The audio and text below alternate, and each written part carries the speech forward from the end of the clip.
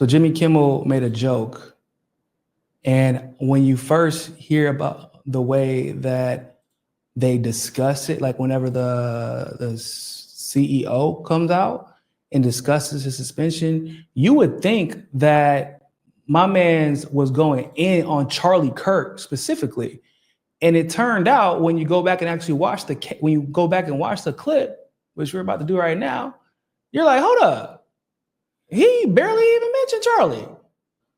New lows over the weekend with the MAGA gang desperately trying to characterize this kid who murdered Charlie Kirk as anything other than one of them and doing everything they can to score political points from it. In between the finger pointing, there was grieving. On Friday, the White House flew the flags at half-staff, which got some criticism. But on a human level, you can see how hard the president is taking this. My condolences on the loss of your friend Charlie Kirk. May I ask, sir, personally, how are you holding up over the last day and a half, sir? I think very good. And by the way, right there, you see all the trucks?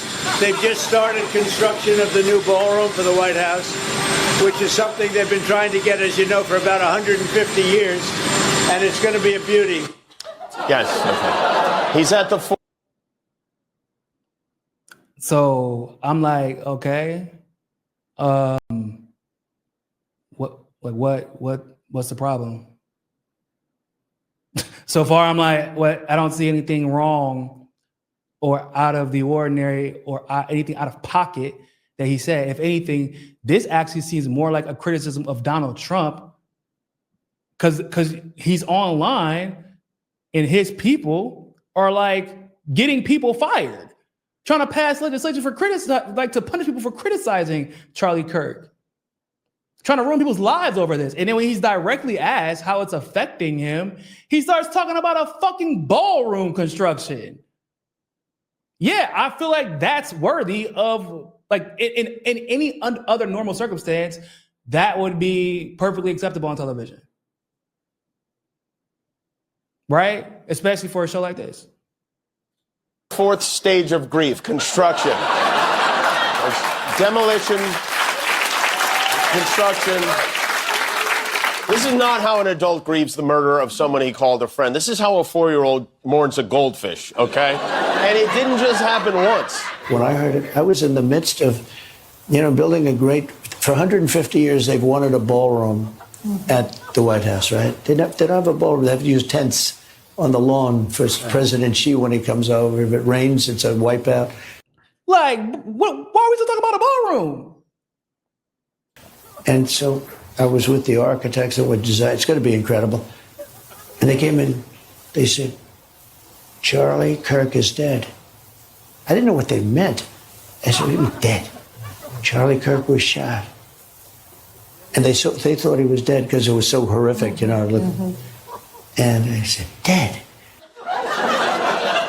And then we installed the most beautiful chandelier. Sconces you wouldn't believe. There's something wrong with them. There really is. I mean, okay. Like, so am I crazy?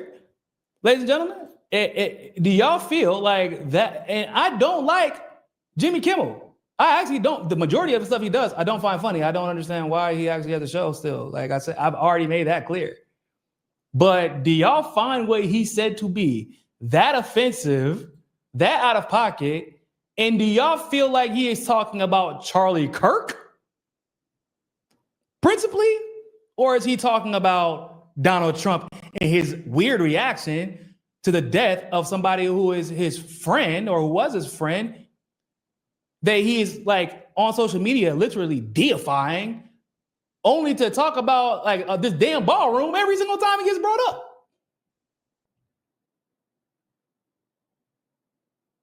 I felt like he was mostly criticizing Donald Trump in that moment.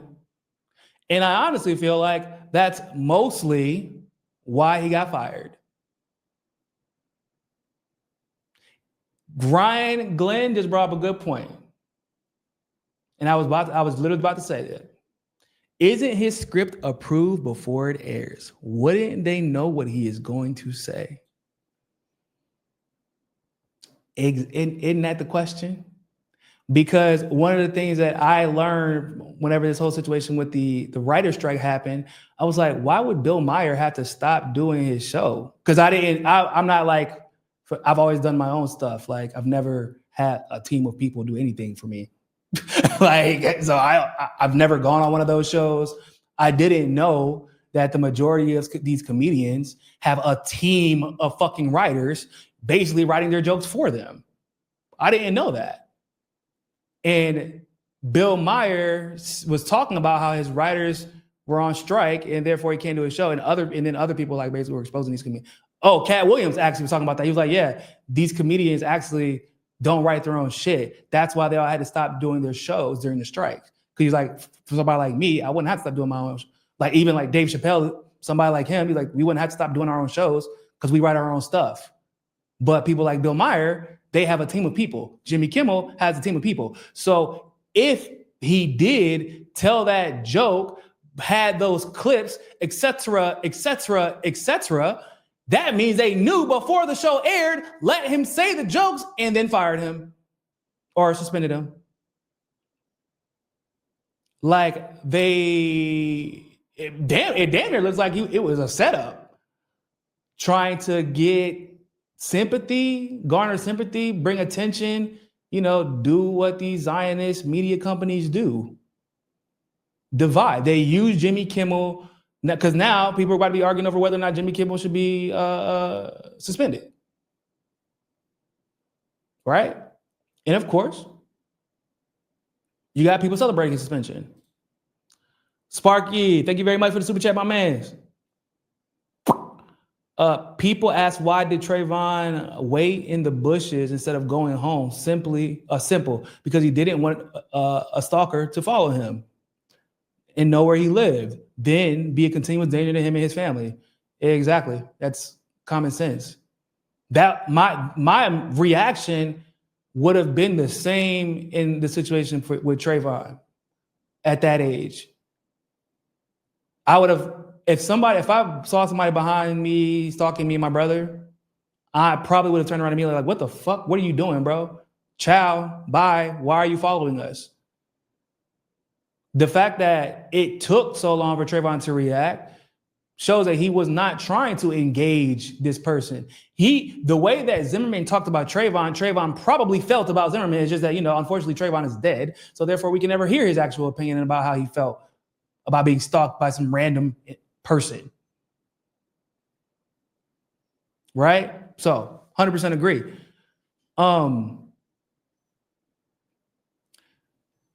Helpful Harm says, this is a stunt to get younger viewers to watch Kimmel when he starts a YouTube channel, happens to all the mainstream media. I mean, it could be a stunt.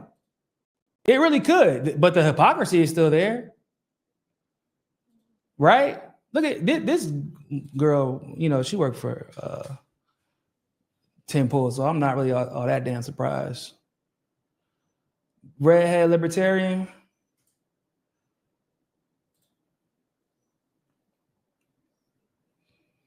What she was on, I mean, she just was celebrating and celebrating.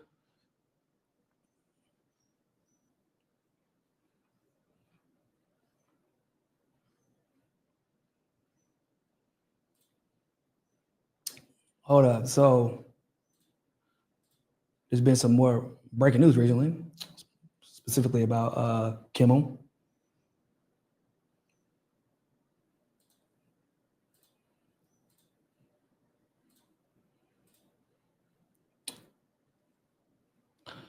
It just got worse for Kimmel. Sinclair Broadcasting Group, who owns 24 ABC stations in major American cities, announced they'll be filling Jimmy Kimmel's slot with a tribute to Charlie Kirk. They're also demanding Kimmel make a meaningful and personal donation to the Kirk family and Turning Point USA. The Kirk family is already millionaires. And Turning Point USA, that's worth 150 plus million, as well as a direct apology to Erica and the kids. Incredible. Mr. Kimmel's remarks were inappropriate and deeply insensitive at a critical moment for our country, said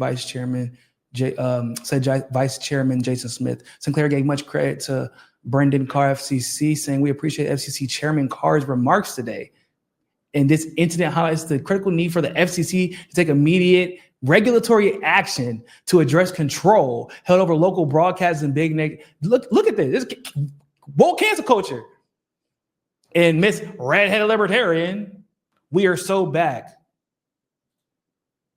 What, Democrats? Because that's basically what y'all look like. That's what y'all sound like. We are so back.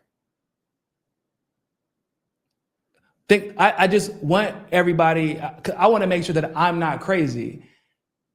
What about that joke seemed offensive to Charlie? If anything, it was criticizing Donald Trump for the way that he was reacting to his friend dying. Why is the FCC getting involved with that? I mean, let's be real, bro. Like, I'm a big ass Dave Chappelle fan. Dave Chappelle has told way more offensive jokes than that. And they ain't never forced him off the air. Bro, she been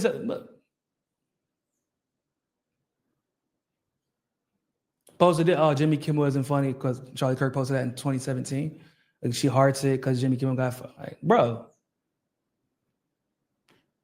Jimmy even went too far for Disney. It's not that hard to go too far for Disney, in case y'all didn't know. I mean, they fired Johnny Depp before they even knew whether or not he was guilty.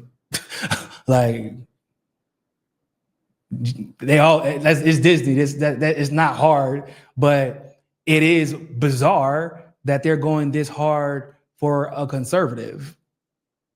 For Charlie, whenever the joke didn't have anything to do with Charlie outside of the fact that it mentioned him. It was mostly about Donald Trump. And let's be real, making fun of Donald Trump is in Jimmy Kimmel's wheelhouse. That's kind of what he does. That's like the only thing he does nowadays. Yeah, shit. I mean, not that Trump makes it hard. He makes it pretty easy to only make fun of him. But you see, look at the celebratory nature in which they're cheering on this censorship. Bro, this man, Donald Trump Jr., let me see if I can find what he said, because Donald Trump Jr. tried to switch it up and say like, oh, no, this isn't cancel culture. This is different.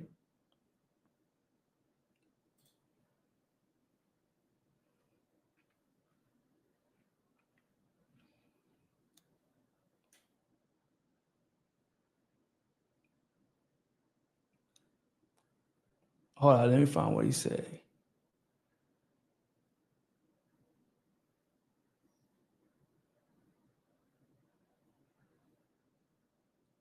Ugh.